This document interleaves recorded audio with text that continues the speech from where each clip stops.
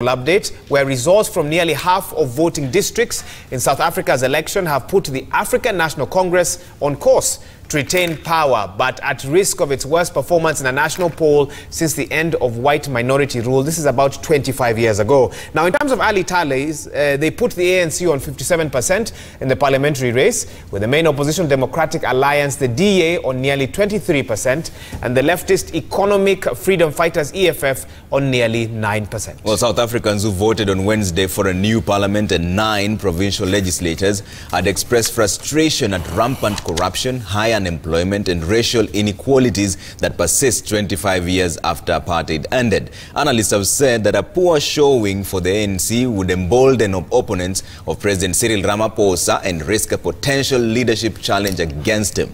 The elections are the first test of the national sentiment since Ramaphosa replaced scandal-plagued Jacob Zuma as head of state in February 2018. And let's cross over on phone now to Peter Mwangangi, BBC Africa business reporter and correspondent. Peter Mwangangi is now joining us on phone. Mwangangi, what are the reactions on the ground? This has been hailed as one of the best elections and it's been really clear. The process has been fantastic. But what are the reactions there? Trevor, indeed, from watching from what we have in East Africa, when you watch from it looks fantastic, but we've had several parties, especially the ones that are being so-called the small parties, being they have said and they have already lodged complaints with the Independent Electoral Commission saying that they don't believe that the process was free and fair. They have said there were issues, they believe there were issues with double voting, especially on the effectiveness of the indelible ink. Some say that it could be removed and then someone goes to vote at another polling station.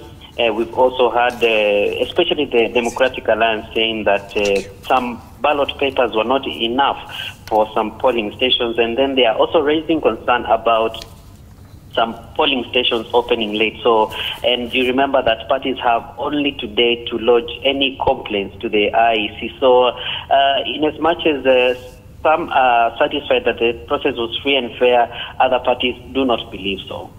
Peter, tell us this. Yesterday we had former Tanzanian President Jakaya Kikwete, who was leading the AU Observer team there, talking about how he's never seen an election quite like this one in Africa. Very peaceful, very orderly, even access to information is easy. What are your thoughts on a statement like that by a man like that?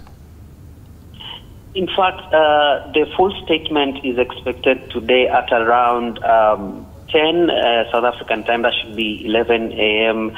East African time, and that is when they are supposed to give a full briefing, especially from the African Union, the South African, the SADC, and other observer missions, because they have been avoiding to give a comprehensive report. So what they have been saying are just preliminary statements of the court. So we expect to see what they say of the full exercise. But yes, indeed, they have said that from what they have seen, the process was free and fair.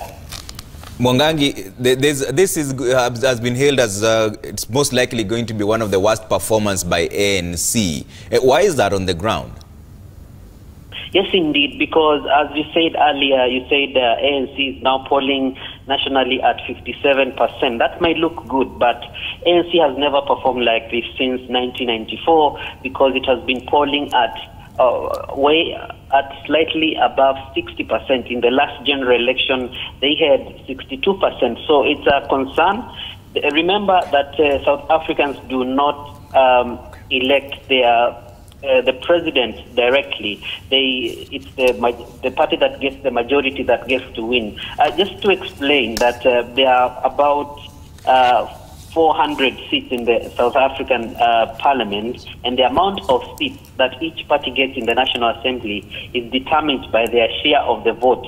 For example, if a party gets more than 50% of the vote, that means they will get more than 200 seats or more, and that means that the party will hold the majority. So it's a major concern. If ANC gets the biggest vote, it needs to get the majority vote so that it has a strong mandate to implement some of the issues it has been saying during the campaign. And that is to tackle corruption and revive the economy, create employment. Yeah, Mwangangi, before we let you go, President Cyril Ramaphosa had spoken to the people of South Africa and admitted that there were problems and there were gaps in terms of corruption. From the residents you're speaking to, are they buying that narrative? Are they confident that this time he's going to do something? Is he the man for the job? Indeed, many of the people who are, it depends on who you speak to. The support for ANC is obviously very high, and they still believe that ANC brought South Africa out of the apartheid rule, and it can still, if it puts its house in order, it can still chart the way, a good way forward for South Africans. But others, especially those who support the opposition parties, they say that the ANC has been at it for over 25 years, and if they haven't fixed South Africa, then their time is up. So I think it was a way of Cyril Ramaphosa admitting that they have indeed, the party and its members have sometimes not charted the best way forward for South Africans, and that admission it remains to be seen whether they will act on it. Thank you so much, Peter Mwangangi, there with the BBC live for us from South Africa, where we expect tomorrow, by tomorrow.